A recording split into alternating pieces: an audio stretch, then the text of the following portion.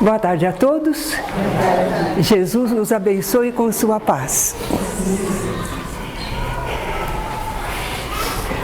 Quando Jesus ficou sabendo que João o Batista fora preso, ele deixou Nazaré, uma cidade da Galileia, onde ele cresceu, se fez homem, e foi morar em Cafarnaum.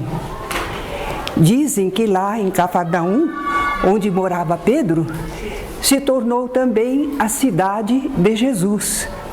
Sempre a referência agora, eles dizem Cafarnaum como a sua casa.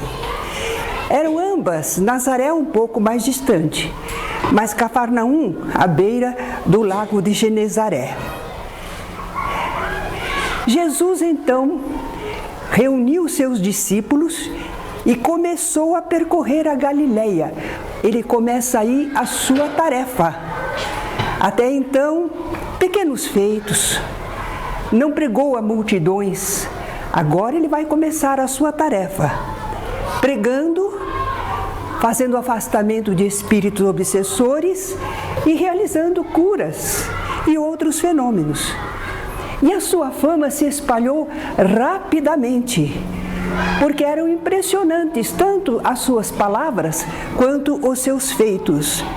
E então, não só da Galileia, mas de Decápolis e de Além Jordão, lá da Judéia, a cidade de Jerusalém, muitos vieram para estar perto de Jesus.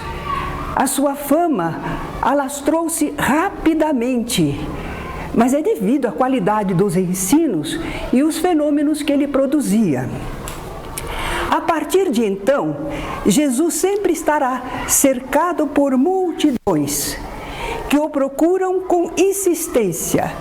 E nós vamos então citar algumas passagens que permitem que nós entendamos que realmente Jesus estava no meio de multidões, muito povo. Certa vez, quando ele voltou a Cafarnaum, ficaram sabendo que ele estava na cidade e juntou tanta gente da casa onde ele se encontrava que nem junto à porta cabiam, quer dizer, a casa estava lotada e transbordando para fora da porta.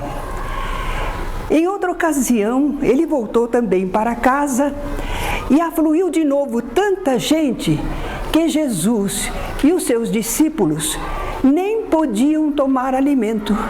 Não dava tempo de se alimentarem. Outra ocasião, à beira do lago. Aí ele pedia aos discípulos para terem sempre pronto um barquinho, porque a multidão se arrojava sobre ele para receber benefícios, para serem curados. Havia momentos em que a multidão o oprimia e ele então se retirava para o barquinho enquanto o povo continuava na praia. Olha que apontamento interessante agora. Levantando-se de manhã muito cedo, Jesus madrugador, não é? Cedinho, fazendo ainda escuro, saiu e foi para um lugar deserto e ali orava. Nós vemos com frequência Jesus orando, procurando estabelecer a sintonia com o mais alto.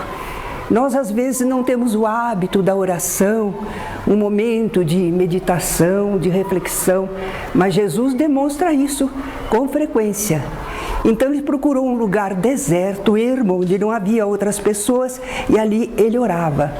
Simão o seguiu e os seus companheiros que estavam ali. E quando o encontraram, disseram: "Todos te procuram." Era cedinho, ainda era escuro, e o povo já estava procurando por Jesus, não é? De barco com os discípulos, procurou um lugar solitário para descansarem. É verdade, em certa tarefa que haviam voltado os discípulos, Jesus quis proporcionar a eles um momento de descanso, quem sabe de uma convivência, de uma troca de ideias. Então Jesus procurou um lugar solitário para descansarem.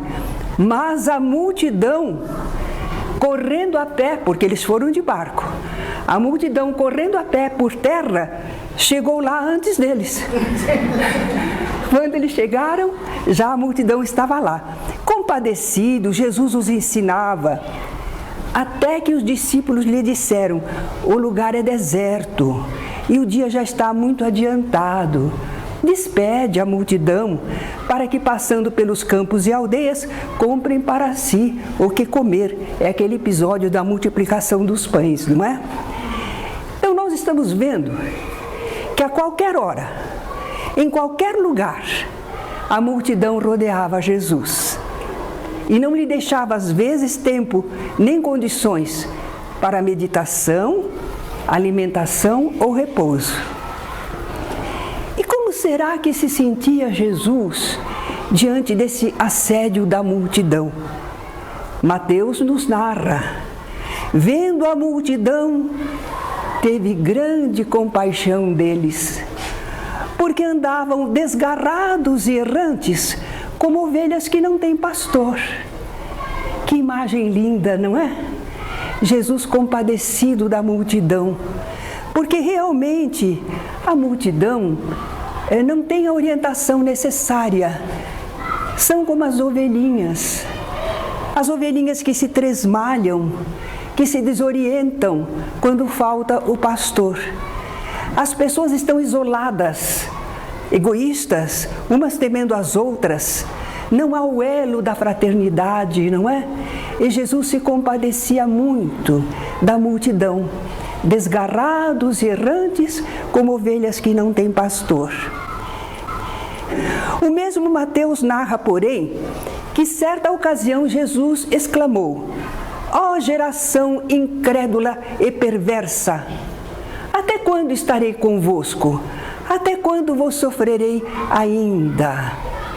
Nós percebemos que Jesus tinha compaixão pelo povo, a desorientação espiritual em que eles se encontravam, mas sofria também pela incredulidade, pela maldade com que às vezes as pessoas agiam. E o que é que ele fazia? Jesus sempre procurava ajudar o povo a sair da incredulidade, da ignorância espiritual. Era por causa do povo que Jesus dizia certas coisas e produzia certos fenômenos. Nem sempre era indispensável para a sua tarefa, mas ele sabia que o povo precisava desses sinais que despertavam para o entendimento da vida espiritual. Vejamos algumas passagens. No episódio da ressurreição de Lázaro, quando Jesus o retira da letargia, não é? Jesus, antes de manda retirar a pedra e se põe em oração. E ele ora da seguinte maneira: Pai, graças te dou por me teres ouvido. Ele certamente pedirá a Deus, não é? Que Lázaro, apesar da sua enfermidade, do estado letárgico, que ele ficasse bem, que não se desse o desenlace, não é? Eu bem sei que sempre me ouves. Esse relacionamento, não é, com a espiritualidade de Jesus, ele sabia que se ele orasse, ele estava sendo escutado. Nós, às vezes, quando fazemos oração, nós temos dúvida de que somos escutados espiritualmente.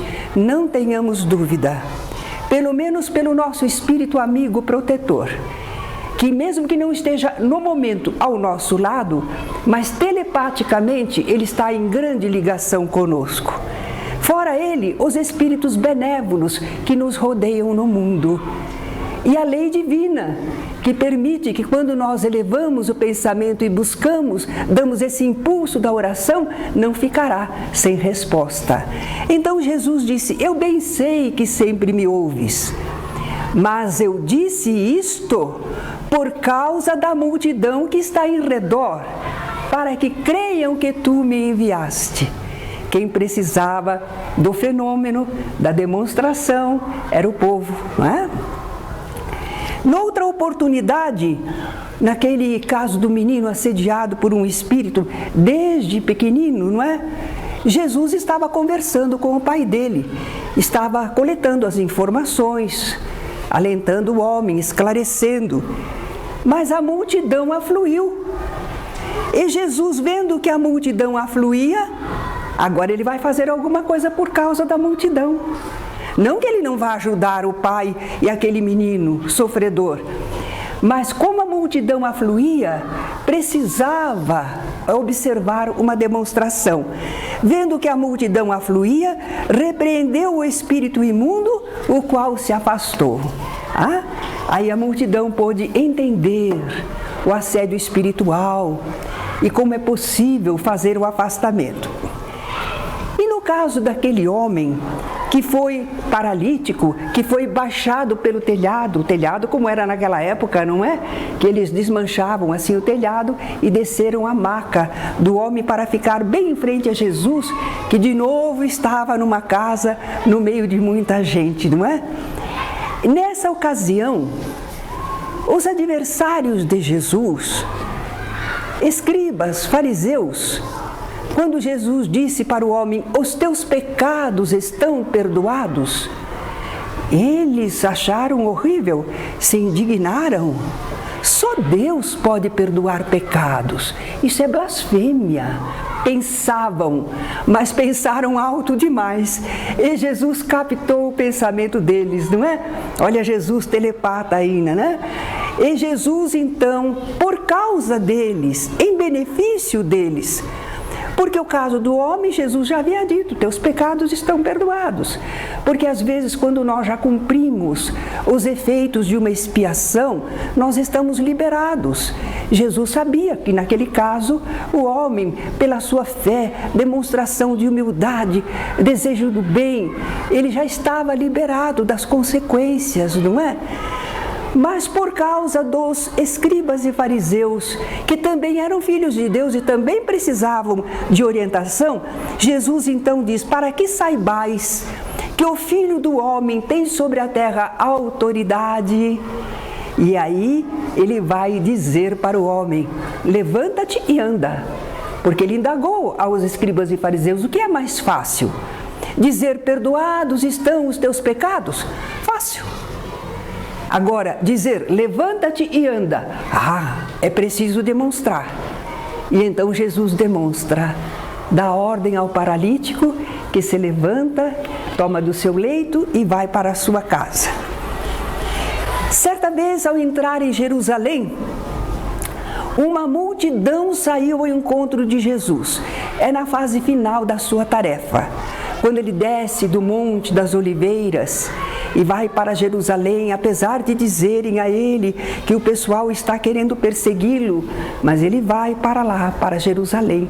É uma tarefa, é uma programação espiritual, ele vai cumpri-la corajosamente, não é? Então, quando Jesus entra em Jerusalém, ele é aclamado triunfalmente. As pessoas colocam os seus mantos para ele passar no jumentinho em que estava montado. Eles arrancam árvores, ramos das árvores e aclamam a ele, Hosana, o que vem em nome do Senhor. Mas Jesus sabe que ele está indo para o sacrifício, que é o final da sua tarefa, que é o coroamento da sua obra. Então Jesus ora, Pai, glorifica o teu nome. E nós agora vamos ver que quando Jesus foi crucificado, o pessoal pensa que ele tinha dito, meu pai, como me desamparaste? Por que me desamparaste? Mas ele estava dizendo, como me glorificas? Erraram na tradução da palavra. Quando ele está entrando em Jerusalém, ele ora, Pai, glorifica o teu nome. Porque Deus é glorificado nos atos bons que praticamos. Nós somos as obras de Deus. Quando nós fazemos o bem, demonstramos o poder de nosso Pai. Nós honramos o nosso Pai. Então Jesus diz, Pai, glorifica o teu nome. E uma voz do céu, quer dizer, um fenômeno de voz, de som, que as pessoas ouviram, respondeu, já o tenho glorificado e outra vez o glorificarei. A multidão comentou assim, um trovão, você escutou? Um trovão. Outros, um anjo lhe falou. E Jesus esclareceu, não veio esta voz por amor de mim, mas por amor de vós. Tudo era feito por causa do povo, da multidão, das criaturas humanas, não é? E como é que o povo ficava ante Jesus? Em ocasiões como a do Sermão da Montanha, a multidão ficava impressionada de sua doutrina, porque ele ensinava como quem tinha autoridade e não como os escribas. Isso é fácil de nós entendermos. Eu, outros companheiros, quando escrevemos, quando falamos sobre a doutrina, nós dizemos, como está no livro dos Espíritos, na pergunta tal e a resposta dos imortais. Ou nós dizemos assim, como está no livro de Emmanuel, através de Chico Xavier. Nós fazemos citação de onde está o ensinamento, porque nós sozinhos não temos autoridade. Nós somos repetidores de doutrina. Nós passamos uns aos outros essas informações que já existem. Mas Jesus ensinava como quem tinha autoridade. Ele falava de si mesmo. Ouvistes que foi dito, eu porém vos digo. Que autoridade, não é? Ele não precisava se fundamentar em ninguém. Ele trazia a mensagem do mais alto, não é?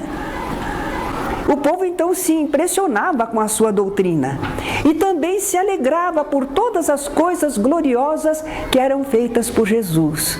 Os fenômenos, os feitos, o modo dele se comportar, de conversar com as pessoas, não é? E o recebiam com alegria e demonstrações de apreço. É verdade, Jesus era aclamado. Todo mundo gostava da sua presença, se interessava pela sua companhia, queria conviver com ele, não é? Ofereciam-lhe banquetes. E Jesus então aproveitava essas oportunidades para ensinar.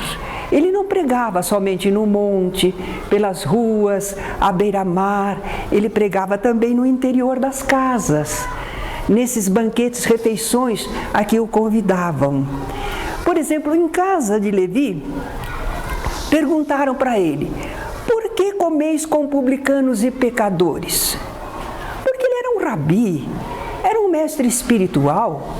Como é que ele se misturava com os publicanos coletores de impostos, que eram chamados de gente de má vida?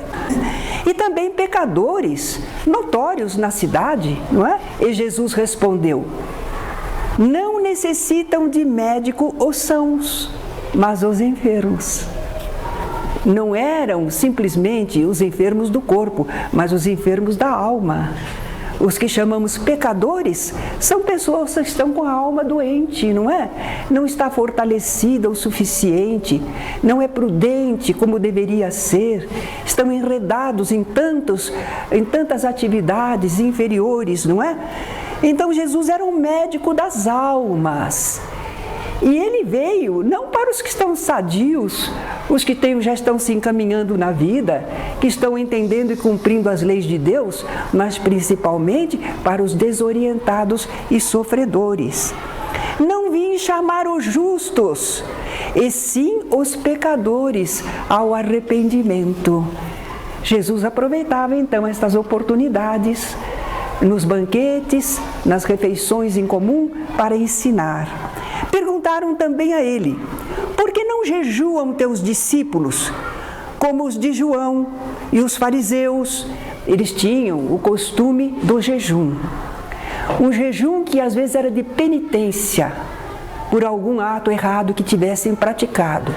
E às vezes eram para ter merecimento, para receberem alguma coisa espiritual. Eles tinham o hábito de jejuar. Eles achavam que o corpo não estando tão cuidado, tão alimentado, a alma estaria mais livre para comunicações espirituais. Jesus respondeu a essa pergunta, por que não jejuam os teus discípulos, como os de João e os fariseus? Jesus disse que eles estavam com o noivo. Noivo? Um casamento? Quando? Sempre? Sim, sempre. Na parábola O Festim de Bodas, a gente fica sabendo que Deus enviou o seu Filho para um casamento com a humanidade. o pensamento de que Jesus era portador para se unir à mente da humanidade. Um grande casamento, não é? Muito festejado e esperado. Então, os apóstolos que acompanhavam Jesus, eles estavam com o noivo, com o pensamento divino. Por que eles haveriam de jejuar? Não era hora de jejum, não é? Era hora de regozijo, de interesse, de união. Mais tarde, disse Jesus, eles jejuariam. Porque mais tarde eles ficaram sem Jesus, não é? E tiveram que enfrentar as lutas e as dificuldades. Em casa de um principal dos fariseus, aconteceu também um desses banquetes. Jesus sabia que o pessoal o convidava, mas ficava observando o que ele fazia, não é? Eles sabiam, Jesus sabia que eles queriam encontrá-lo em falta. O que será que ele vai dizer contra a lei de Moisés, não é? Então Jesus aproveitou a oportunidade. Sem que ninguém lhe perguntasse nada, ele perguntou: é lícito ou não curar no sábado? Porque Jesus curava mesmo no sábado, e o pessoal dizia que era trabalho, não podia fazer no dia de sábado. E Jesus, com frequência, procurava explicar esse ponto, que o sábado foi feito para o homem, e não o homem para o sábado. Aqui ele vai fazer exatamente isso. É lícito ou não curar no sábado? O pessoal ficou quieto, não respondeu nada. Então Jesus tomou uma atitude. Curou um homem que estava ali hidrópico e o despediu, mandou-o para a sua casa. Depois de ter feito isso, ele também não esperou os comentários. Ele vai dar o ensinamento. Qual de vós, se o filho ou o boi cair no poço, não o tirará logo, mesmo em dia de sábado? Claro, eles não iam deixar seu filhinho morrer ou perder um animal, não é? No dia de sábado, só porque não podia fazer nenhum trabalho.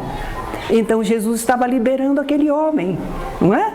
Jesus estava fazendo uma coisa meritória, necessária.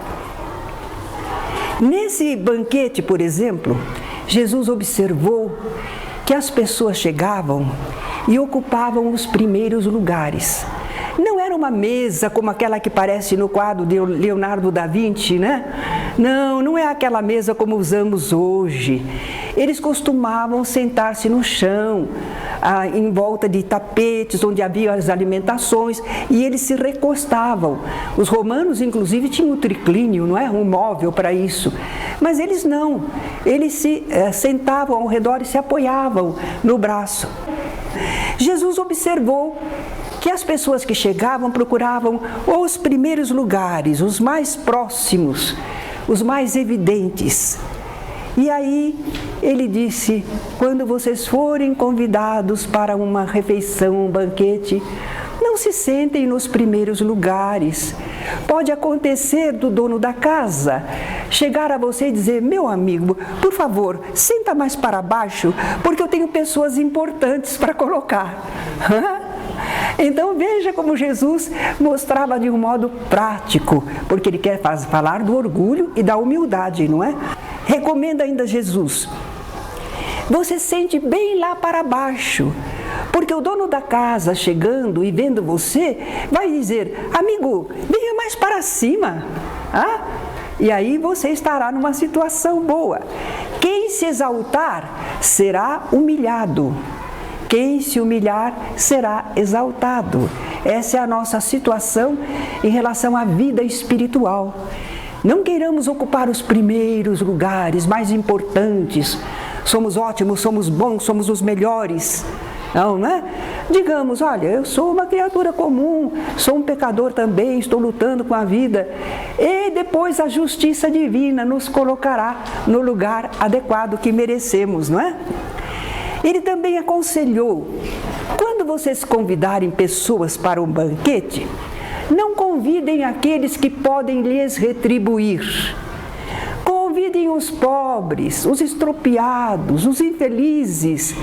Eles não têm como retribuir a vocês, e Deus então retribuirá para vocês o bem que fizeram. Que ensinamento maravilhoso, né? E Jesus dá sim, num desses banquetes. E nós estamos aprendendo. Na terra, nós ainda às vezes precisamos agradar alguém que tem uma certa posição, de quem dependemos, não é? Mas há muita gente que faz isso com gosto. Se for para agradar uma pessoa bem colocada na vida, serve, dá presentes no Natal, uma série de coisas, porque espera favores em troca. E isso não é caridade. Isso não dá merecimento espiritual. Mas quando se oferece ajuda, amparo a quem não pode materialmente nos retribuir, como é que diz o povo? Quem dá aos pobres empresta a Deus, não é? Quer dizer que a gente tem merecimento espiritual para receber a bênção do Senhor. Nessas casas onde Jesus ia, várias vezes ele foi ungido com perfumes e bálsamos por mulheres do povo. Em casa de Simão, o fariseu, por exemplo, uma pecadora entrou na sala chorando em lágrimas. Com aquelas lágrimas ela lavou os pés de Jesus e o secou com os seus longos cabelos. Mas o fariseu pensava consigo: se esse homem fosse mesmo um rabi, ele saberia quem é essa mulher que está tocando ele, porque essa mulher é pecadora. Quer dizer que ele duvidou da capacidade espiritual de Jesus, não é? O mestre naturalmente captou, sabia, percebeu. E Jesus então vai falar com Simão, o fariseu, não é para recriminá-lo, mas para ensinar a ele e orientá-lo. E Jesus, então, é uma passagem linda. Isso torna a nossa aula um pouco mais comprida, mas são passagens que merecem ser estudadas, não é? Era costume entre os israelitas que quando chegava o hóspede, ele era recebido com um beijo, davam água para ele lavar as mãos, os pés, e óleo para ungir os seus cabelos que vinham empoeirados de lá de fora, não é? E Jesus então começa a dizer a Simão: eu entrei em tua casa, não me deste ósculo, não me higienizaste as mãos, os pés, a cabeça, mas esta mulher, desde que entrou, não cessa de lavar os meus pés com suas lágrimas e de secá-los com os seus cabelos, não é? Então Jesus disse: Simão, eu quero te contar uma coisa. Dize, mestre. Um homem tinha 2 devedores. Um devia pouco, outro devia muito. E o Senhor perdoou aos 2. Qual dos perdoados te parece que deve ser o mais agradecido? Simão respondeu: aquele que foi mais perdoado, uma quantia maior. Jesus disse: exatamente, acertaste, não é? Então, esta mulher que está aí me prodigalizando todo este devotamento, muito lhe foi perdoado, porque muito amou. Estava na demonstração do sentimento da mulher, que ela se sentia perdoada, esperançada. Jesus pregava essa esperança aos pecadores e ela se sentia muito grata, né? Ela se sentia perdoada, com oportunidade de continuar a viver. Então ela demonstrava todo o seu amor. Mas aquele a quem pouco se perdoa é que pouco ama.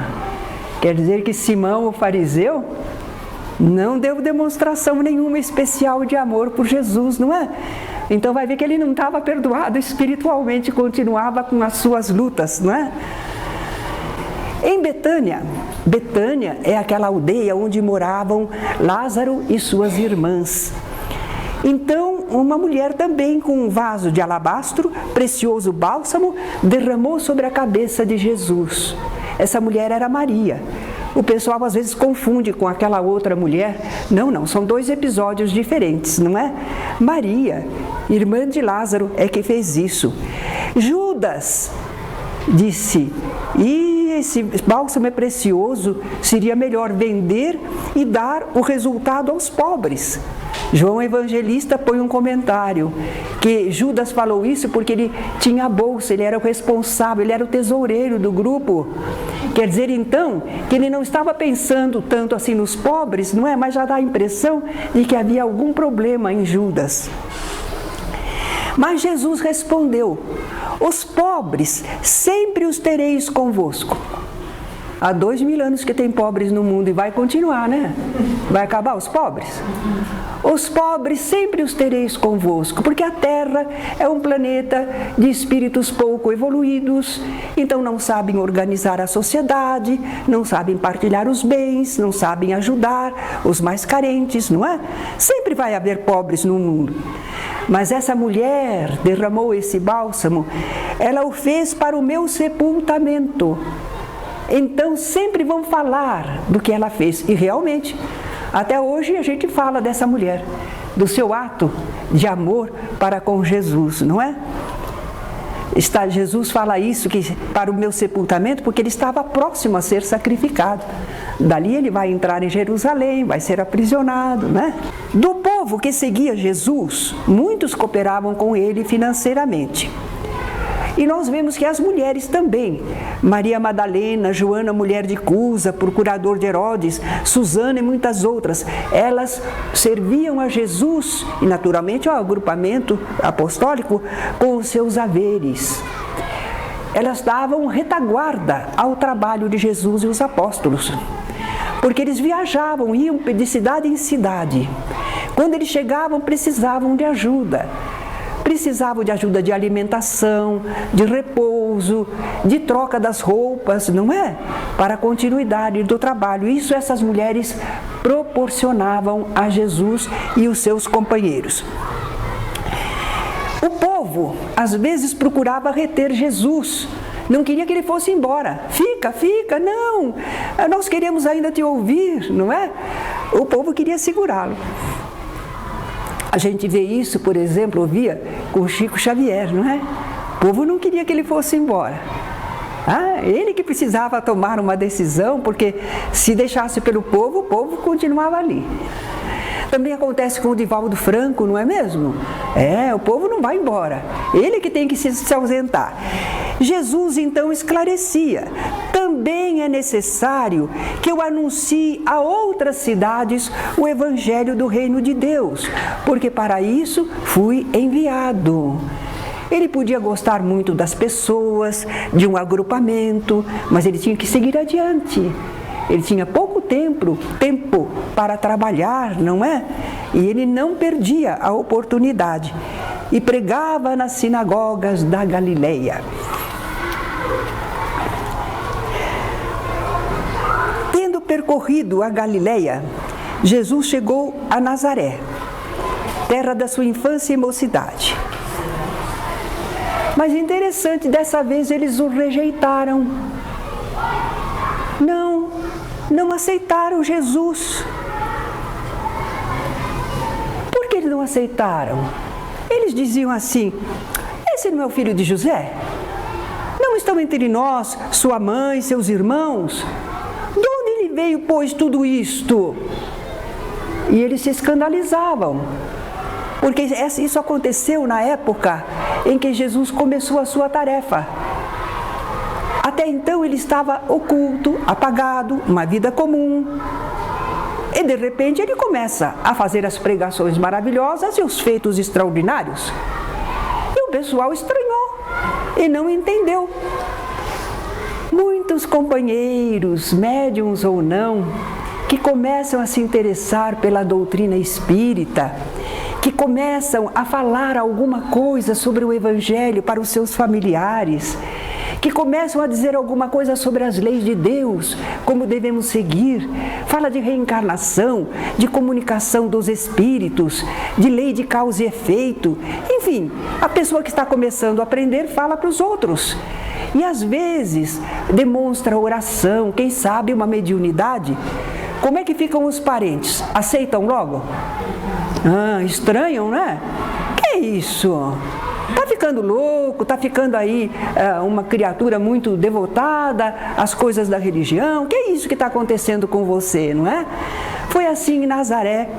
eles se escandalizavam a respeito de Jesus. E foi aí que Jesus disse: não há profeta sem honra, a não ser na sua pátria e na sua casa. Um porta-voz divino que não encontra repercussão onde ele vive, de onde ele saiu, a casa dele, a família dele, os amigos dele, não é? Como é que o povo diz hoje em dia? É o mesmo ditado, mas bem mais resumido, não é? Como é que a gente fala? Santo de casa não faz milagre. Exato! Santo de casa não faz milagre. Então Jesus não fez ali muitas maravilhas, por causa da incredulidade deles. Quando houve esses estudos de parapsicologia, eles comentaram que quando as pessoas estão avessas à realização, estão contrárias, estão não só indiferentes, mas vibrando contra, muitas vezes o fenômeno não pode acontecer. Muitas vezes aquilo que se poderia esperar não ocorre. Por que isso acontece? Porque o fenômeno espiritual, mediúnico, ele depende das ondas mentais, das vibrações das pessoas. E se alguns estão contrários, vibrando contra, estão emitindo forças, ondas mentais, que atrapalham, que perturbam e não deixam o fenômeno se realizar à vontade. Tá certo que às vezes a pessoa diz assim: bom, mas eu não creio, eu quero experimentar, eu quero ver. Sim, mas fica neutro pelo menos, não é? Fica aguardando o que será que vai acontecer. Mas se já fica contra, não percebe que ele mesmo está impedindo o fenômeno, não é? E aconteceu isso, Jesus ali em Nazaré da Galileia, rejeitado, não fez muitas maravilhas por causa da incredulidade deles. Assim aconteceu também, quantas pessoas perderam oportunidades junto a Jesus, não é? Por causa dos preconceitos, por causa dessas ideias contrárias. Na Samaria, alguns samaritanos, por preconceito tribal, o nosso povo, a nossa gente, vocês judeus, não é? Porque Jesus era judeu, vocês judeus, nós somos samaritanos, não quiseram hospedar Jesus. Perderam a oportunidade da presença amorável e tão instrutiva de Jesus, não é? Em Gadara, ou Gerasa, Jesus libertou um homem de uma legião de espíritos que o obsidiava terrivelmente. Narra o Evangelho que o pobre homem andava sempre, de dia e de noite, clamando pelos montes e pelos sepulcros e ferindo-se com pedras. Jesus fez o afastamento de espíritos que atuavam sobre esse homem. Não eram só, quando Jesus dialogou com eles, ele disse legião, porque somos muitos. Jesus, então, ordenou o afastamento desses espíritos, mas eles pediram a Jesus que permitisse que eles fossem para um rebanho de porcos que havia ali perto. Jesus concedeu. Por que será que Jesus concedeu? Nós ainda não entendemos tudo, mas nós sabemos que alguns espíritos têm necessidade de certos fluidos, de certas substâncias ainda materializadas. Eles não conseguem sentir-se bem sem isso. Então Jesus permitiu. Dizem até também que o porco é um animal que possui o organismo mais parecido com o ser humano. Para certas pesquisas, realizações, para fazerem, colocar alguma enfermidade no porco e procurar tratá-la, porque é muito parecido com o corpo humano, não é? A verdade é que, para aquela manada de porcos, Jesus permitiu que aqueles espíritos se endereçassem, que fossem vampirizar aqueles porcos, em vez de ficarem vampirizando aquele homem. Mas a manada parece que se assustou com aquela chusma de espíritos que foram para cima deles, não é? Os animais perceberam, se incomodaram com aquilo e assustaram-se, porque houve uma debandada a manada disparou e precipitou-se de despenhadeiro abaixo, para dentro do mar, e se afogaram. Uma manada de porcos. Mas o povo daquela região, os gadarenos, que eram os donos dos porcos, não é? Não gostaram nada da história, não é? Não gostaram nada. Começaram a rogar a Jesus que saísse da terra deles. Imaginem, Jesus que podia ajudá-los tantos, esclarecê-los, e eles dizendo, vai embora, por favor, não fica aqui não é? Porque seria, diz o Lucas, que eles sentiam grande medo. Medo do quê? Da ação espiritual que Jesus exercia? Ou de perderem mais rebanhos de suínos? Alguns dizem, mas os israelitas não comem carne de porco? Como é que tinha rebanho de porco lá? Tinha, porque eles não comiam, mas vendiam. Negociavam com eles. Negociar não era proibido. Era proibido comer carne de porco, não é? Receita de Moisés por causa da saúde. A carne de porco é muito gordurosa, não é conveniente. Então eles tinham a orientação de Moisés, mas eles seguiam à risca como se fosse um preceito divino, não é? Enfim, Jesus, tão esperado e aclamado por tantos, havia outros que opunham alguma resistência. As opiniões sobre Jesus se dividiam. Uns diziam, não é este o filho de Davi? Essa expressão significava, eles achavam que o Messias vinha da casa de Davi, seria descendente de Davi. Então dizer, não é este o filho de Davi, era a mesma coisa que dizer, não é este o Messias que nós estamos esperando? Não é? Agora, outros, algumas pessoas falaram isso porque Jesus curou um obsidiado que passou a ver e a falar. Coisa extraordinária, não é? Então, eles vão ver que esse é o Messias. Olha o que ele está fazendo. Mas os fariseus contestaram, ele não expulsa os demônios, senão por Belzebu, príncipe dos demônios. Olha, Jesus tendo parte com os demônios, não é? Por isso, quando os espíritas são acusados, vocês têm parte com o demônio, vocês lidam com o demônio, a gente diz, estamos em boa companhia. Jesus também foi acusado disso, não é mesmo? Algumas pessoas diziam, ele é bom. Outros diziam, não, antes engana o povo. E havia muitas suposições sobre quem Jesus de fato seria. Uns achavam que ele era João Batista, que tinha voltado. Imagine, Jesus e João foram contemporâneos, cada um teve seu corpo. Mas será que Jesus estaria sob a influência mediúnica do espírito de João Batista? Até podia ser, não é? No entendimento deles. Ou então que Jesus era Elias, aquele antigo profeta do passado. Ou um dos outros antigos profetas ressurgido. O povo não entendia direito o que falar de Jesus, como definir Jesus.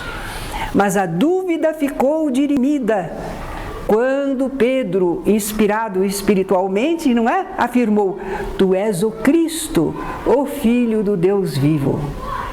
Não era a ressurreição nem deste, nem daquele. Era realmente o Messias, o mensageiro divino, não é? Os adversários de Jesus, quem eram os adversários dele? Sacerdotes, escribas, os anciãos do povo, não é? Aquele pessoal bem situado na sociedade e na religião dos israelitas, continuavam a achar que Jesus era o quê? O que eles pensavam sobre Jesus? Violador da lei de Moisés. Por que ele violava a lei de Moisés? Porque ele falava de trabalhar aos sábados. Algumas coisas que ele ensinava, não é? Como ele falava, por exemplo, o sábado foi feito para o homem, não o homem para o sábado. Não é o que sai, o que entra da boca do homem que o torna impuro, mas o que sai, porque revela o seu interior, não é? Então eles achavam que ele estava mudando, violando a lei de Moisés. Eles achavam também que Jesus era um blasfemo. Jesus blasfemava, porque dizia ser Deus seu Pai. Na opinião deles, Jesus estava querendo se fazer igual a Deus. Mas ele dizia também que nós somos filhos de Deus, todos, não é? Diziam que ele era glutão e bebedor de vinho, amigo de publicanos e pecadores. E queriam sempre apanhá-lo em alguma falta. Era por isso que quando Jesus curava alguém, beneficiava alguém, ele pedia, ordenava que não o descobrissem, quer dizer, que não contassem para outros. Mas nem sempre as pessoas mantinham discrição. E os fatos divulgados mais expunham Jesus ante os seus adversários. A multidão e Jesus. Narra João que havia uns judeus que pareciam aceitar Jesus. Pareciam gostar dele, apoiar ele. Mas Jesus não confiava neles, porque a todos conhecia e não necessitava de que alguém testificasse do homem, porque ele bem sabia o que havia no homem. Jesus conhecia a espécie humana, conhecia os seres humanos, em que classe de evolução eles estão, não é? Sabia como as pessoas, uma certa hora, querem agradar, afirmam, mas depois falham com a gente, não é? Mudam de pensamento. Então Jesus não se confiava das pessoas. Ele amava, ele ajudava, mas ele não ficava acreditando que as pessoas eram tudo aquilo que estavam falando, não é? Após a multiplicação dos pães e peixes, a multidão quis proclamar rei a Jesus. Quiseram fazer de Jesus rei, porque sem dúvida, que rei, hein? Que produz pão, que produz alimento, que maravilha, não é? Eles queriam fazer de Jesus um rei, mas o mestre se retirou deles, Jesus não aceitou isso. E quando o povo o alcançou depois na outra margem do lago, Jesus disse: me buscais, não pelos sinais que vistes. Porque se eles tivessem entendido alguma coisa espiritual, estivessem à procura de Jesus para continuar aprendendo, né, com ele, como agir, o que fazer, seria ótimo. Me buscais não pelos sinais que vistes, mas porque comestes do pão e vos saciastes. Trabalhai pela comida, não pela comida que perece, mas pela que permanece para a vida eterna. Jesus dizia: trabalhem pelo alimento espiritual, alimento da alma, o crescimento do conhecimento, o desenvolvimento do sentimento, não é? Então essas passagens provam que Jesus nunca se iludiu com a multidão. E a multidão, de fato, ia demonstrar inconstância no posicionamento na direção do Mestre. Vejam bem, na última Páscoa, quando Jesus estava entrando em Jerusalém, não foi aquela multidão aplaudindo? Não é? Aquela demonstração extraordinária, hosanas ao filho de Davi, e assim por diante. Mas foi também uma multidão a quem Jesus perguntaria no horto quando foram prendê-los: saístes como para um salteador, com espadas e varapaus para me prender? Todos os dias me assentava junto de vós ensinando no templo e não me prendestes? Olha lá a multidão como muda de repente, não é? E uma multidão se deixou persuadir pelos sacerdotes a libertar Barrabás e pedir a crucificação de Jesus. Ainda foi dada uma oportunidade, não é? Mas o povo disse: liberta Barrabás, crucifica Jesus, não é? Quando Pilatos se declarou inocente da morte de Jesus, como é que aquela multidão, porque era também uma multidão, respondeu? O seu sangue caia sobre nós e sobre os nossos filhos. É por isso que até hoje muita gente coloca os judeus como os assassinos de Jesus, não é? Muita gente tem assim ojeriza pelos judeus, porque dizem que eles foram os causadores da morte de Jesus. Bem, mas foram aqueles daquele tempo, não os de agora. Não é verdade? Então as pessoas se enganam nesse julgamento. Absolutamente não devemos ficar agredindo os judeus por alguma coisa que aconteceu 2000 anos atrás, não é? Diante disso tudo, a dedicação de Jesus pela humanidade não se arrefeceu. Que coisa difícil que é, né? A gente perseverar amando as criaturas, apesar de saber que as criaturas não são aquelas maravilhas e que não são tão fiéis para conosco. Mas é só pensar no amor de mãe e de pai. Pai e mãe sabem que os filhos não são perfeitos, mas continuam amando mesmo assim. É o amor, não é? Então Jesus continuou se dedicando à humanidade, mesmo apesar da ignorância e maldade das pessoas. Quando ele estava caminhando para o Gólgota, para a colina do sacrifício, ele estava carregando a cruz, sob o peso da cruz. Ele era seguido por grande multidão de povo e de mulheres. Muitas mulheres batiam no peito e o lamentavam.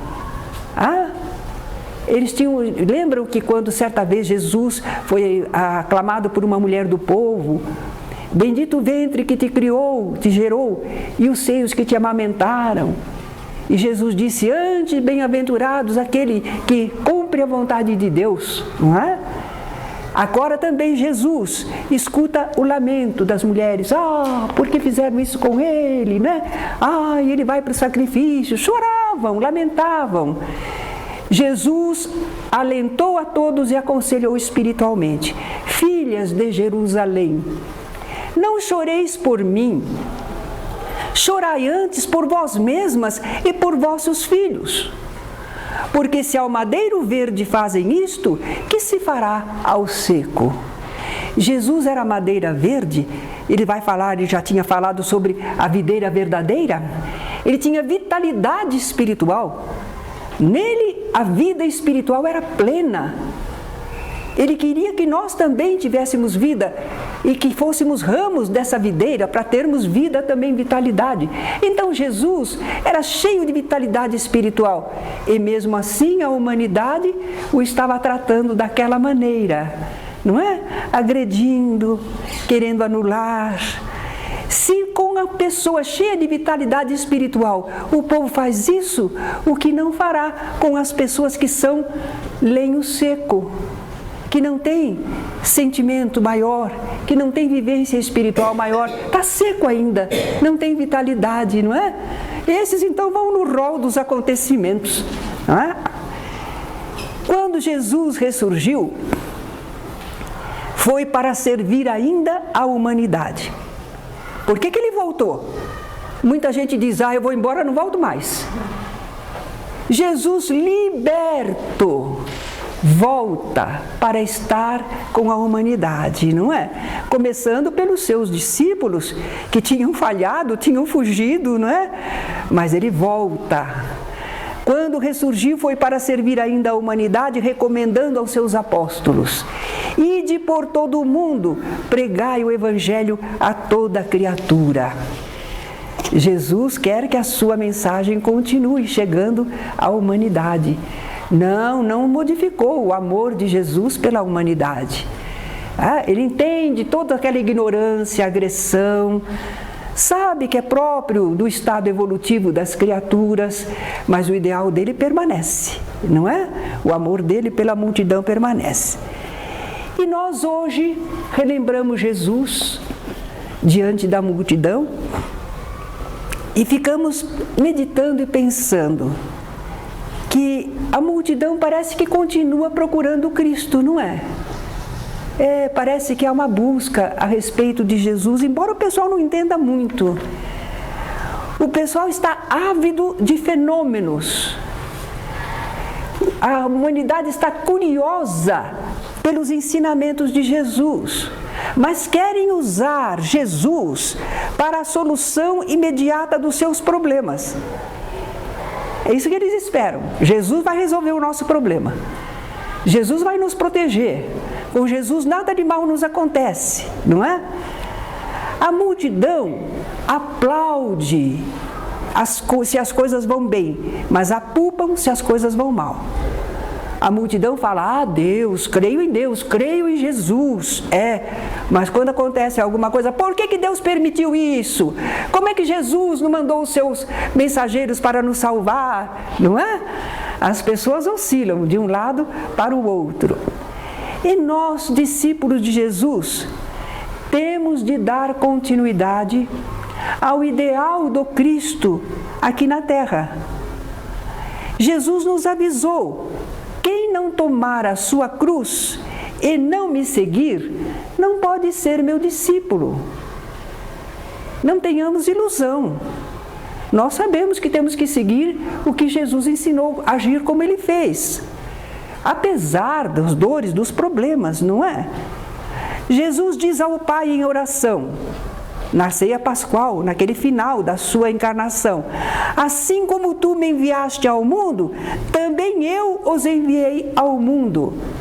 Não foi só os apóstolos que Jesus enviou ao mundo. Era todo aquele que aceitasse a sua mensagem, também é enviado por Jesus ao mundo. E é por isso que o apóstolo Paulo diz que nós somos cartas vivas do Evangelho. Cada um de nós é uma mensagem viva que Jesus está mandando ao mundo. Olha a importância do nosso testemunho, da nossa vivência. Como é que as pessoas vão saber de Jesus, do ideal de Jesus? Vendo isso, observando isso, sentindo isso em cada um de nós. Cada um de nós é uma carta viva de Jesus enviada ao mundo. Se estamos esclarecidos pelo Espiritismo e queremos ser um verdadeiro seguidor de Jesus, tenhamos compaixão da multidão. Vocês vão dizer, nossa, parece que nós estamos nos pondo aqui numa situação elevada e o povo lá para baixo. Não é bem isso. É espiritualmente, porque nós temos conhecimento das leis de Deus. Estamos tão esclarecidos do porquê e para quê da nossa vida. Nós temos informações que o povo, de modo geral, não tem. Então, realmente, nós precisamos ter compaixão. Porque a multidão erra, faz tanta coisa, agride, não é? Se desorienta. Mas, meu Deus, eles não têm os conhecimentos que nós temos. Não é? É preciso ter compaixão da multidão e ajudá-la. Mesmo que a ignorância e a incredulidade de algumas pessoas, por acaso, possam nos fazer sofrer. É natural, não conseguiremos evitar isso, não é? Mas espiritualmente estaremos assistidos. Espiritualmente estaremos fortalecidos e temos a compreensão das coisas. Somente através do amor ao próximo poderemos alcançar nosso progresso e redenção espiritual. Então, como é que nós vamos querer ficar à parte da multidão? Eu vivo aqui, eu e os meus. Eu cuido de mim, da minha família, já faço muita coisa. Não, porque nós vamos desencarnar e retornar a viver aqui. E não sabemos em que família vai ser, em que cidade vai ser. Então nós temos de continuar semeando o ideal de Jesus, o seu Evangelho. Temos que repetir a pregação de Jesus para que essas ideias superiores, tão bem esclarecidas agora pela doutrina espírita, alcancem as pessoas, para que elas tenham a mesma oportunidade que nós de acertarmos mais e errarmos menos, conseguindo assim que o nosso mundo se melhore pouco a pouco, até se tornar o planeta de regeneração que todos desejamos, não é? Aprendamos com Jesus, que diante da multidão nunca deixou de amar as criaturas, apesar de entendê-las nas suas dificuldades. Amemos ao povo, amemos a multidão, sem nos deixarmos dominar por eles, influenciar por eles, mas sem fechar o coração jamais. Sejamos verdadeiras cartas vivas de Jesus nos dias de hoje.